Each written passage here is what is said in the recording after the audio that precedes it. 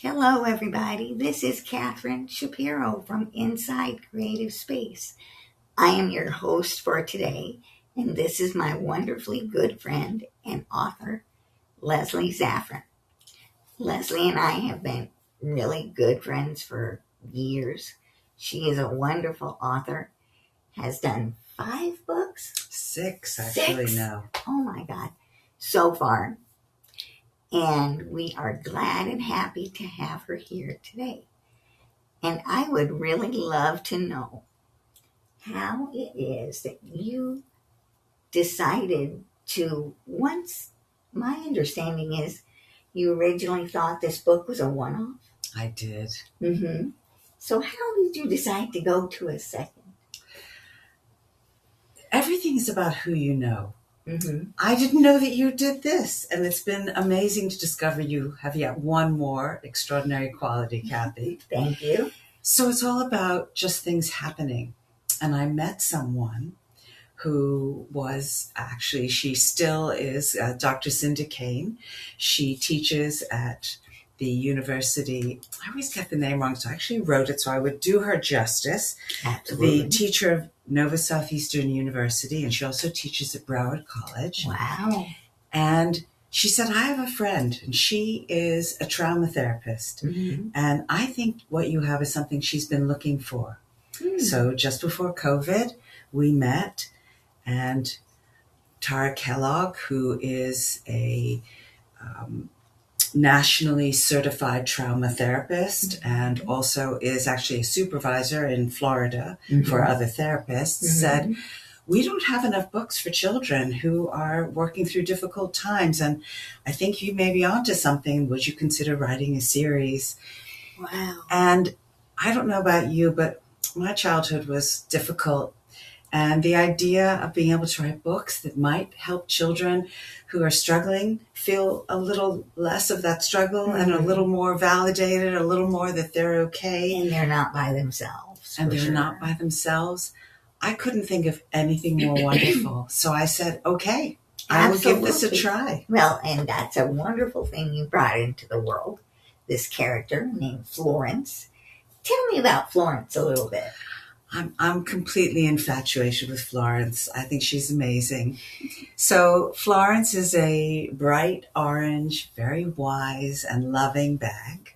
Mm-hmm. It was very important that she not be a person because I want to be able to appeal to children from every demographic, every background, hopefully at some point every language that is spoken. And so to have something that is not human meant that there wouldn't be anything in the way of how they might react.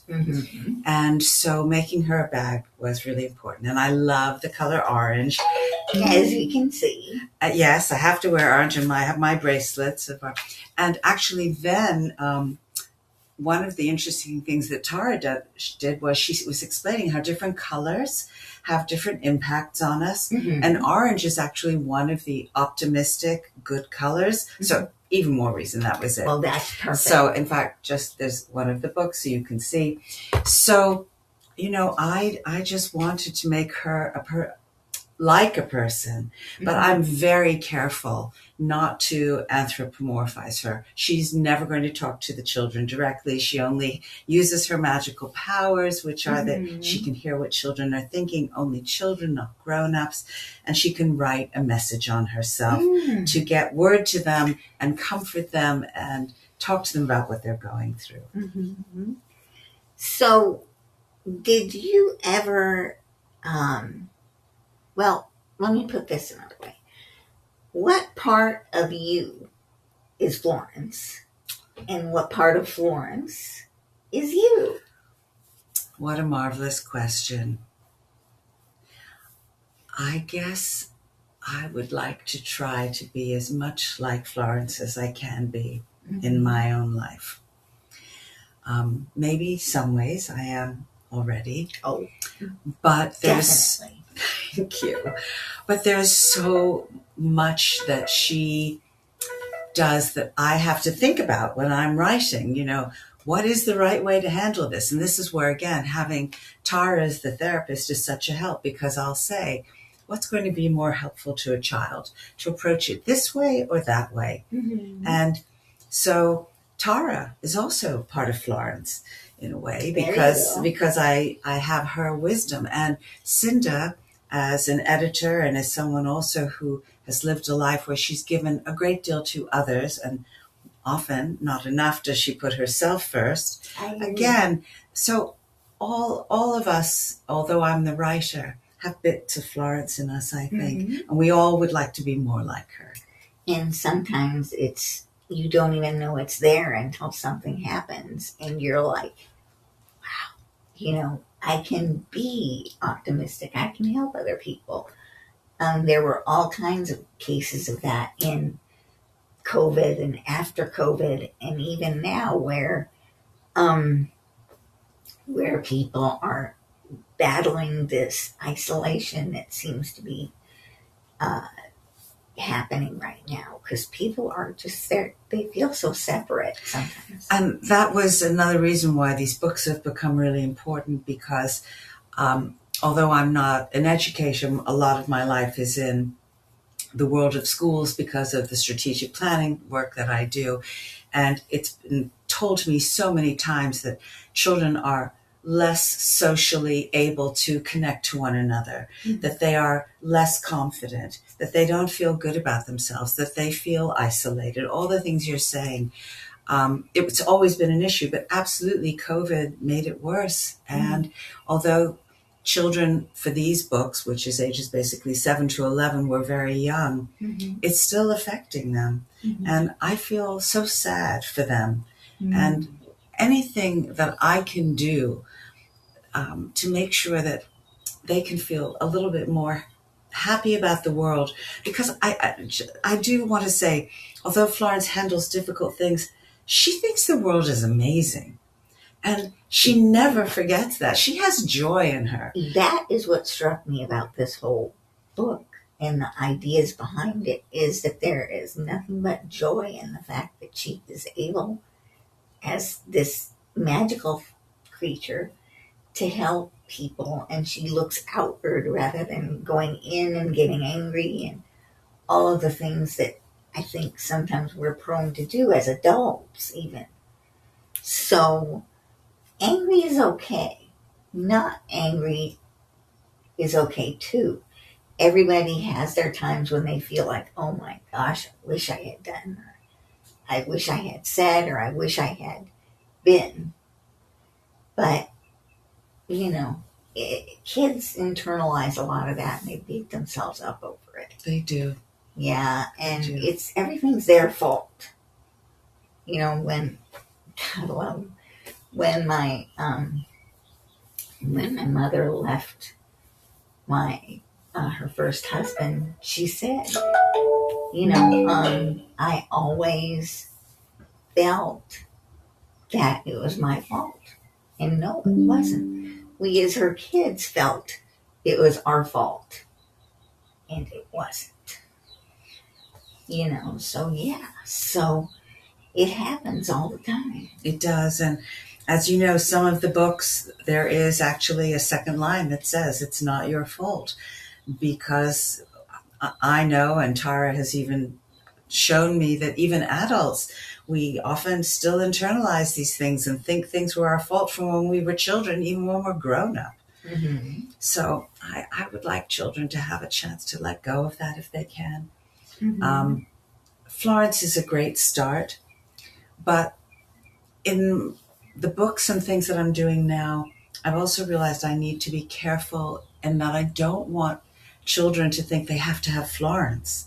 I want children to begin to think, I'm okay. Even without Florence, I can be okay. So in the newer books, I am giving the children more agency. Mm-hmm. Florence helps them think about things, but they need to do the work themselves. She's not doing it for them. Absolutely. It's very important. Mm-hmm.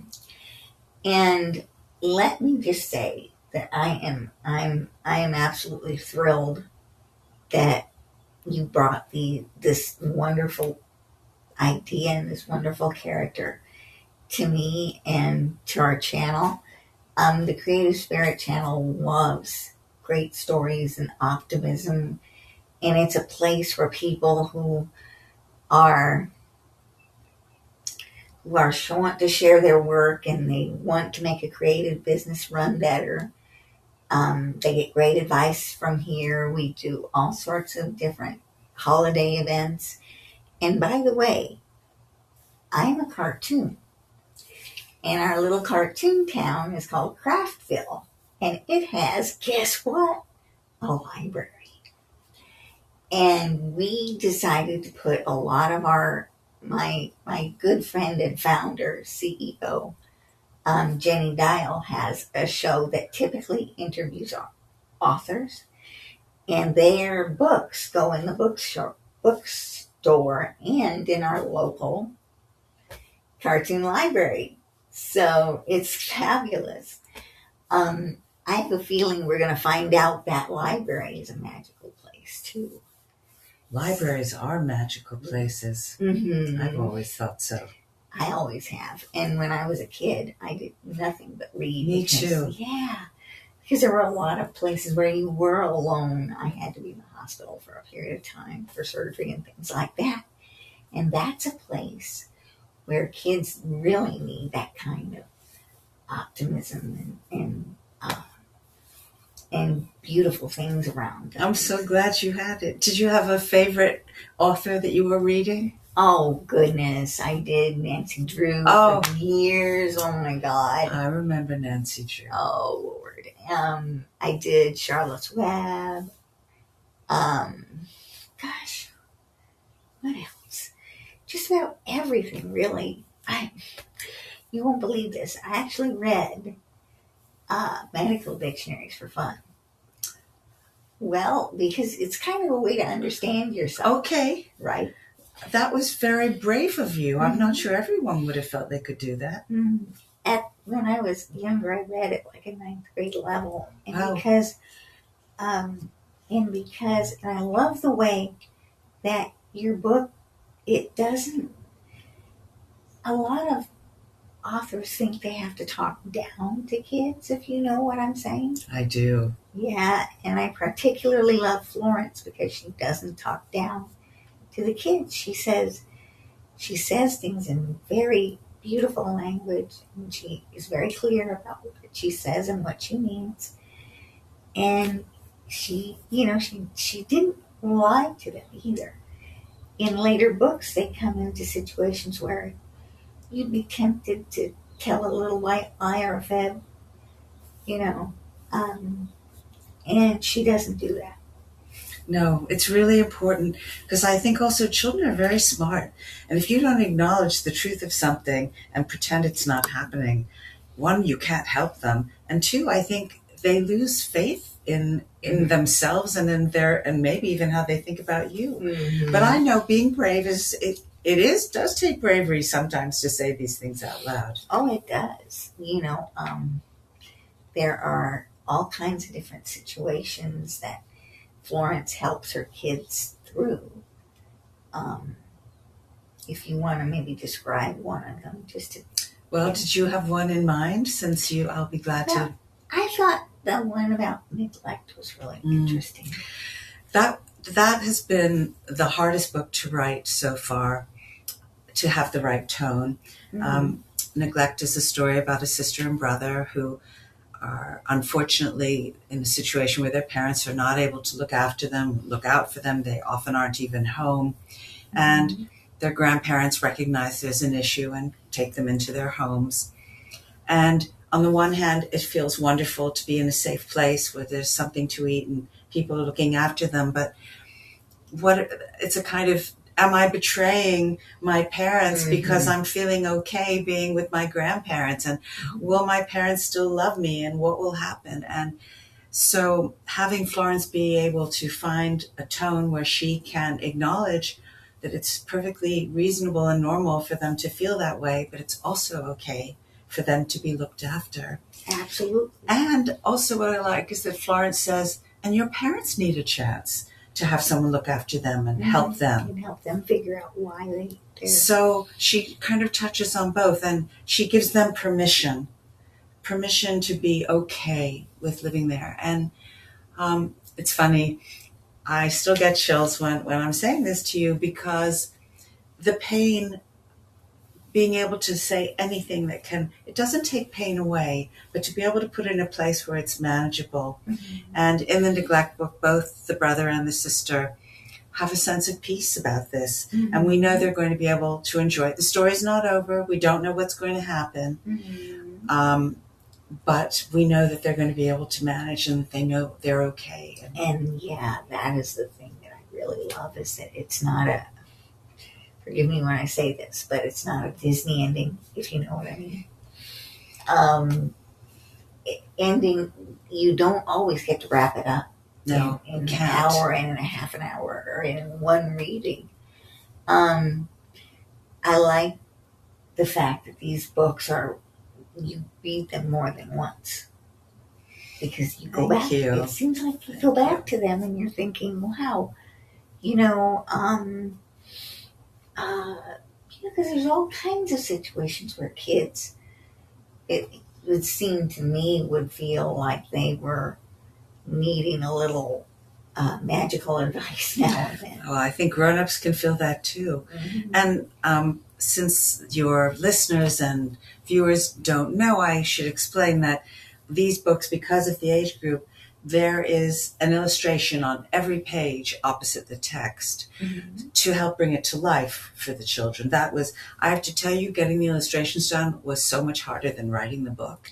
To get the feel, to get Florence portrayed the way I needed her to, but I think the illustrations are wonderful.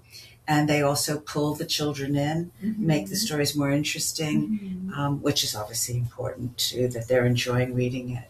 So I'm really delighted that I can do that. Absolutely. Now, where do we find this fabulous book? Amazon is really the best way. If you put in Fantastic Florence, it's going to bring up wonderful places you can go in Florence, Italy. So if you put in Fantastic Florence, you'll have to say book by, and then I actually use my maiden name as well as my married name because everyone in my family is a writer, and I wanted to pay homage to that. So it's Leslie Millard Zafran. But I guess you could also just put my name in and put the books, and that would probably make it work too. I think it worked when I went to go check. But yes, I'm just delighted that you're here. Thank you. I'm wondering, is there anything exciting and wonderful coming up for you in the next few weeks or so?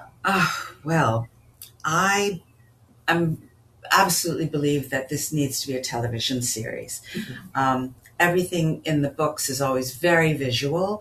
I think it would be really fun, and I think parents and children would enjoy it. It would still have a similar, many of the topics would still be covered, but just in a slightly different way, adapting. So I am learning and I'm writing scripts. Fabulous. And my plan, I'm going to LA in August and hope to have some meetings with people who will have seen the scripts, which have to be ready by the beginning of June. I'm so excited. Thank you. Me too. We'll see what happens. Let us know. Thank you. And we will definitely catch up with you before you go out to LA, and wish you a bon voyage and all that wonderful good stuff.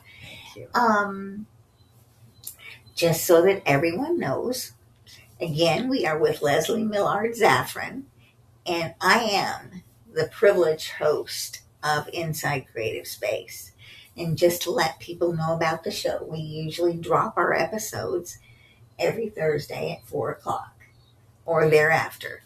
My schedule's been a little iffy because of just various things, but I will promise to get this out as soon as I absolutely can, hopefully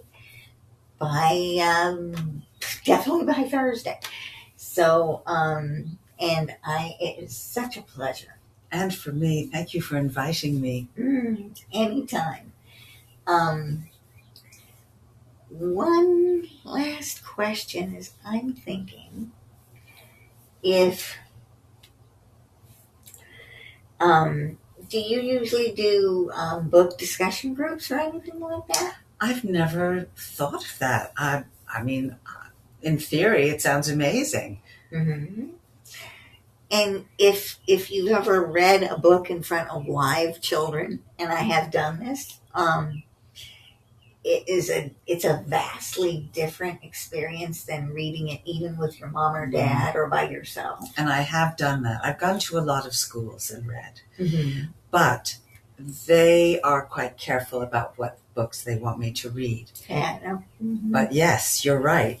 So when you've had the experience of reading books to children. Yes, I have. So it's very different. Mm-hmm. What they quickly show you if they're bored, interested, have something to say. Mm-hmm. Would you want to maybe read a little excerpt for us, maybe? I would love to. I'm wondering. Maybe we should choose something a little more easy to, I don't know. What do you feel would be, you know your group. How about we tell everybody about Florence? Those first 2 pages are kind of illustrated. Okay. You mean just describing her, who she is? Mm-hmm. Okay.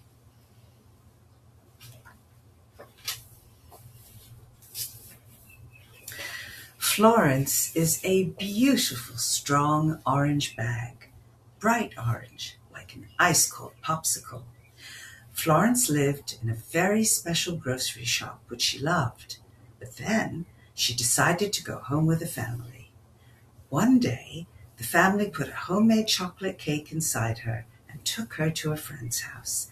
And from that time on, she has been taken to many different places. Children and grown-ups fill her up with all sorts of wonderful and ordinary things.